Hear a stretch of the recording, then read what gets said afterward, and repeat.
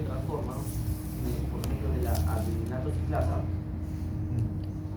transforma el ATP a AMP cíclico. El AMP cíclico estimula a la bomba hidrogenio potasio ATPase. ¿Okay? Por otro lado, tenemos factores inhibitorios, los que van a disminuir las secreciones de ácido. Por ejemplo, tengo aquí a la somatostatina, a la prostaglandina, por ejemplo. Por aquí tenemos a la secretina también, que va a inhibir. ¿Okay? La secretina también es otra de las hormonas que van a funcionar a este nivel. Marcelo. Muy bien. Y luego al final genera este intercambiador, esta función de moléculas de hidrógeno. Muy bien. Para que al final con el cloro se forme ácido clorhídrico a nivel del espacio, a nivel del espacio luminal. Por otro lado, miren, aquí tenemos entonces este hidrógeno que se va a secretar viene justamente de la conversión de este bicarbonato. O sea, mi célula lo que hace es sintetizar CO2, como toda célula, sintetiza CO2 para que pueda ser eliminada.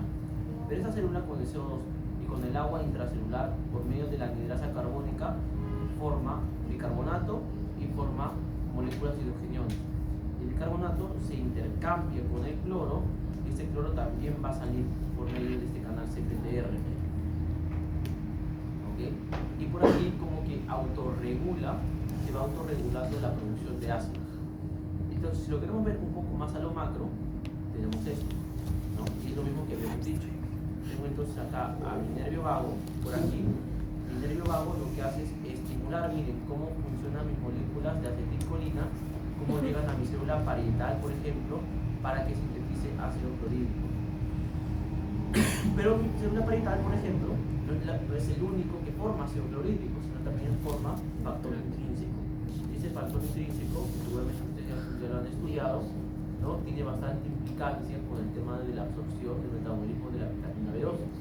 Es el que acompaña en todo su trayecto para que ésta pueda ser absorbida a nivel del hilo, ¿cierto? Muy bien.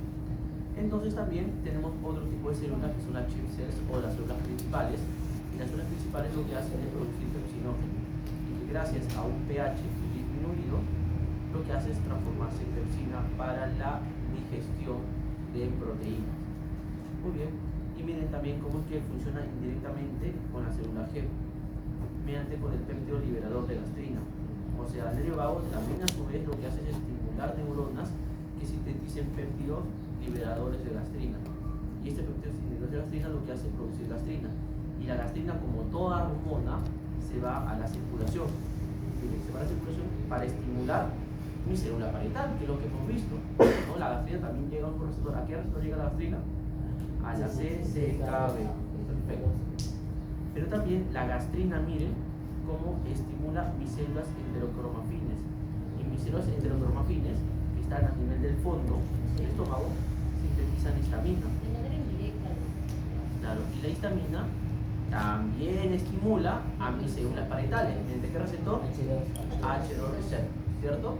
Perfecto. Miren entonces cómo están jugando tanto la histamina, la acetilcolina y la gastrina, las tres principales sustancias para la producción de ácido clorhídrico, ¿cierto? Así estamos bien. Muy bien.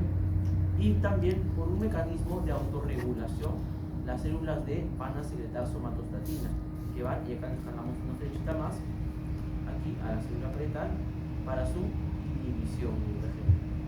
Muy bien.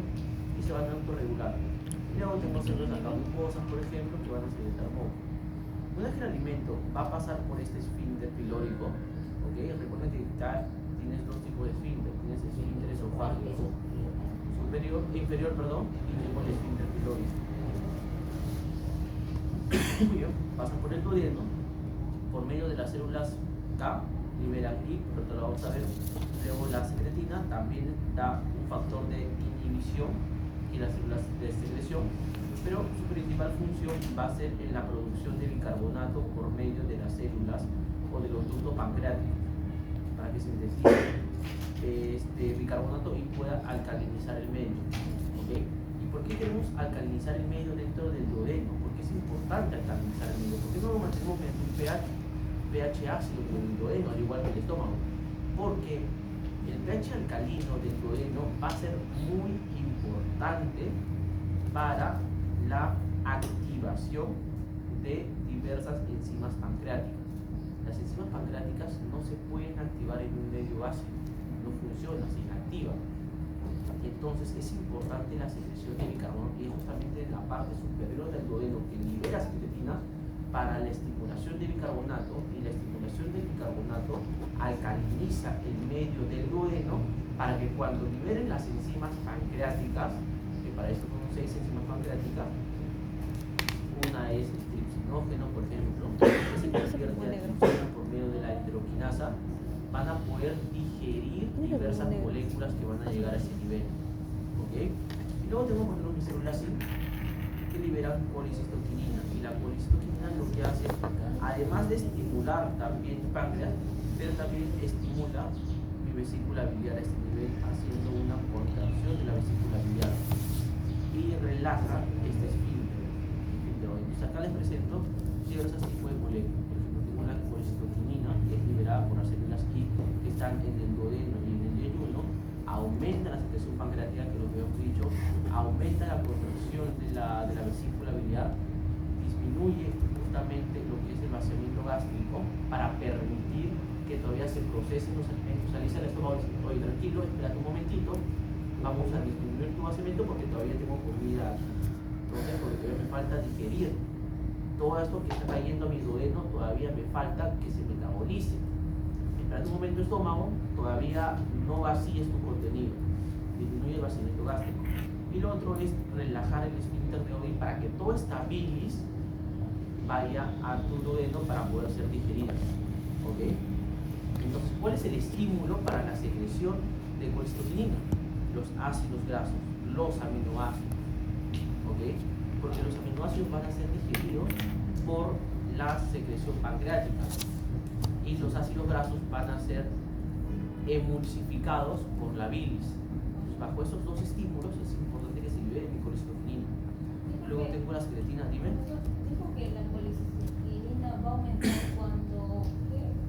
Va a aumentar justamente cuando hay ácidos grasos y cuando hay aminoácidos. ¿Okay? Porque esto es lo que va a digerir mi páncreas y mi bilis. Luego tengo la secretina, producto de las células S, por ejemplo, que habíamos dicho, ¿no? Que aumenta la secreción del páncreas, la secretina. ¿Ok? Miren aquí, disminuye la secreción de ácido gástrico, es otra cosa que le pueden ir añadiendo también a ese nivel. Secretina. Luego aumenta la secreción, o sea, como principal función, ¿qué es lo que hace? Alcalinizar el medio. Alcaliniza el medio. Es como principal. Aumenta bicarbonato, alcalino, disminuye ácido clorhídrico, alcalino, y aumenta bilis, alcalino. Alcaliniza el medio, en pocas palabras. Muy bien, el estímulo entonces es igual que ácidos grasos en el lumen del duodeno. Entonces, una vez que está cayendo el duodeno, la gastrina, por ejemplo, todo el ácido clorhídrico que cayó del paso del estómago al duodeno, entonces la secretina, por las células S, oye, está cayendo ácido, está cambiando el pH. Cuidado, ¿eh? Porque con este ácido no voy a poder funcionar bien, no van a poder funcionar bien mis enzimas. Páncreas, atento, secrétame bicarbonato. Vesícula biliar, atento, secrétame bilis. Estómago, bájale un poco a la intensidad de tu ácido, porque voy a necesitar que en mi duodeno se dé toda esta digestión enzimática. ¿Ok? Muy bien.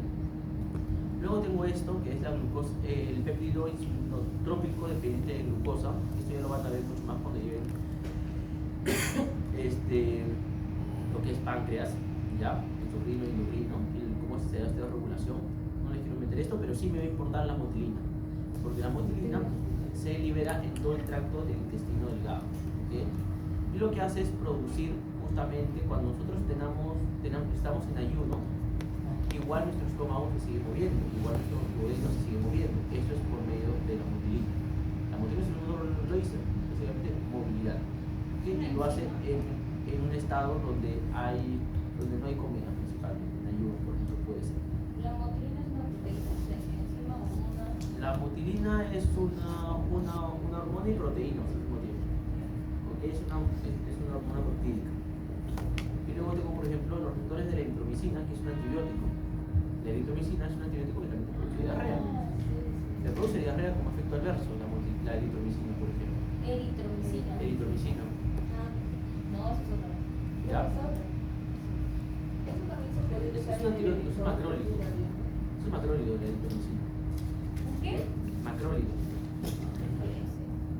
Muy bien. Y luego tengo la gastrina, las células G, por ejemplo, que producen el antro, del estómago, duodeno también, aumenta, ya estamos hasta por demás, ¿no? Miren, también disminuye el pH hasta por lo menos -5 y son estimuladas por los péptidos liberadores de gastrina. ¿Ok? La somatostatina, células D, disminuir. ¿Ya? Y lo que hace es básicamente el estímulo es el aumento de ácido. La gastrina disminuye el pH. ¿Cuál? La gastrina dice que disminuye el pH. O sea, el estímulo de producción de gastrina es un estímulo. Ah, El GRP. El estímulo puede ser por esto o puede ser cuando un pH está bastante bajo. Lo que hace es- por un pH bajo. sí. Se aumenta la gastrina cuando hay un pH bajo. O sea, mantiene, lo mantiene con un pH bajo. Lo De mantiene 1,5. ácido, por ejemplo. Ese es su La estímulo. gastrina. Mantiene Ya ácido. está. Me falta Luego agua. tengo el péptido intestinal vasoactivo, por ejemplo, que ya nos había hablado, María, que aumenta las secreciones tanto de agua como de electrolitos, como de cloro, como de sodio. Entonces te produce diarrea, te produce hipocalemia, por ejemplo, acloridia. También hipocloridria. El Claro, VDHA. acloridia o hipocloridia es lo mismo, porque uno Claro, es claro. sin El síndrome de ácido VDHA. clorhídrico, y el otro es Es bajo. un hemipoma, ¿no? Hipotalema. Es un hemipoma, ¿no? Ya, entonces, esto, por ejemplo, son manifestaciones de la gastritis. Ujú. La aguda y la crónica. La crónica, por ejemplo, puede ser producida por Helicobacter pylori o por gastritis autoinmune. Ya. H. pylori. La gastritis aguda justamente se puede dar por aire porque hay una disminución de la prostaglandina 2 y disminuye entonces la mucosa gástrica. O puede ser, por ejemplo, cuando un paciente tiene mucho hipovolemia, por ejemplo, un gran quemado, hay mucha pérdida de líquido.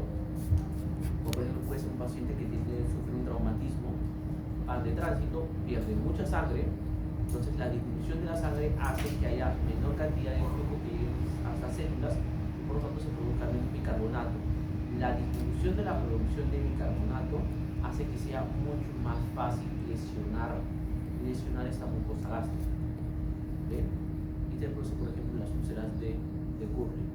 O puede ser que haya una sobreestimulación a nivel central del vago, y si el vago Sí, lo que claro. hace es estimular las Aceticolina. secreciones de clorhídrico, Ujú. entonces lo que hace es aumento la producción de hidrógeno. Entonces son dos manifestaciones que se pueden dar. Las úlceras de Yo no Curry entendí y todo. las úlceras de Cushing. Mira, bebé. No es que aumente el ácido clorhídrico, ¿Cuál? aumenta la secreción de Aceticolina. hidrogenio. Claro, la La aceticolina hace que se eleven las células pancreáticas que están encargadas de todo este proceso.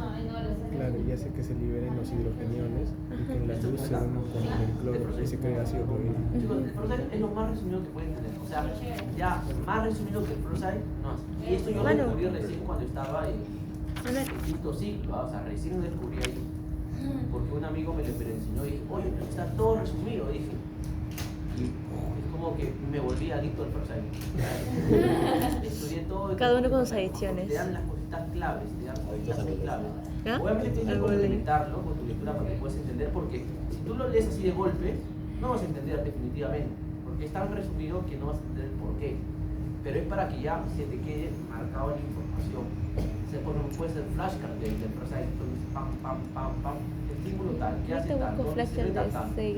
Célula S, pam, célula T, tal, tal. O sea, es como que tipo flashcard, nomás puedes Este hacer de video va a salir en un puto. Así que Ok. van a ver un puto. Muy bien. Suscríbete. La grelina, por ejemplo, es otra que produce saciedad. No, perdón, hambre, hambre. ¿Hambre qué? Hambre. Todos los días.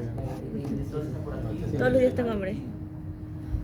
Todos los días tiene que Todos los días hay esa La grelina. por ejemplo, te genera saciedad. Grelina y leptina.